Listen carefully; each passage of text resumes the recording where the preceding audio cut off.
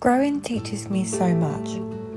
How to trust, how the smallest things can create the biggest rewards, how patience really is a virtue, finding pleasure in the simplest of activities, understanding the importance of timing, how to live through the seasons, and how to find my own.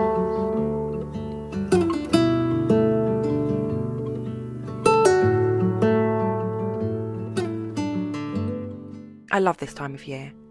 When my seed box comes out, my windowsills start to fill with trays, and the most mundane task of putting a tiny seed into soil becomes my greatest pleasure. It never gets old, and it never becomes a chore. It only ever serves as a treat. Every year I have to control myself not to start too early.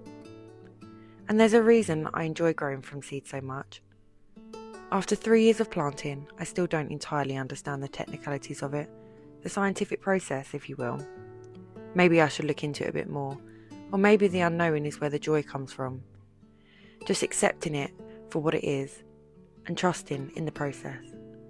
But every year it stirs something within, a learning of something new, or reminder of something that was best not forgotten.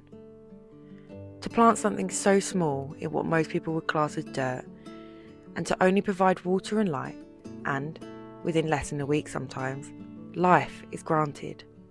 The magic of it all is never lost on me. It doesn't need an overpriced pot.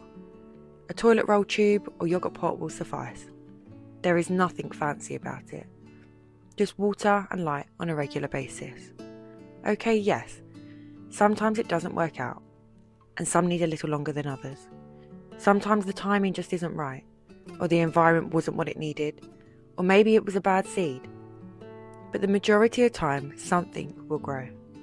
Sometimes they need to be started with a little support, within the comfort of warmth and shelter from maybe the house or a greenhouse, rather than in the harsh elements of the great outdoors. But there's nothing wrong with that. The moment it connects with the other elements, the process has begun. And it's time to play the waiting game. The game of patience and trust. Knowing that if you keep pulling up the soil, checking on its progress, you're actually hindering it.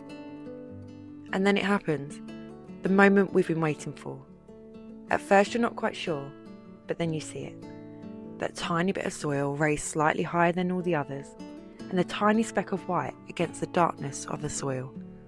Just like magic, it's happened. It grows bigger and bigger, higher and higher, searching for the light, because it knows that that is its greatest chance. It just knows that if it holds itself back in the darkness of the soil, there's no chance at all. It's instinctual. It knows no different.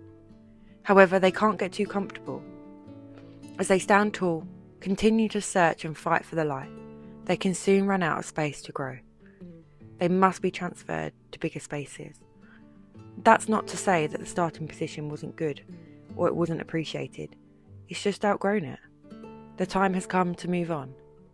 And when it does, it also allows space for other things to take its place. No matter how big or special something may look, it always comes from a tiny seed. Even the greatest of oak trees started from an acorn. So no matter how small that seed may feel or look, there is always hope for greatness. You just need to give it a chance.